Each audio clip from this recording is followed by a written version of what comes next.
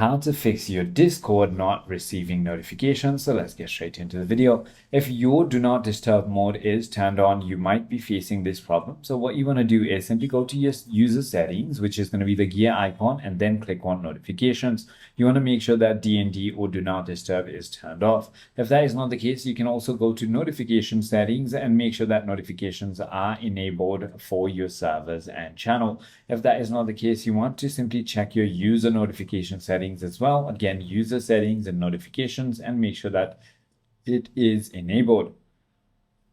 If that is not the case, it could also be your system notification like Windows or Mac. So you want to go to system settings and then look for notification and turn it on for Discord.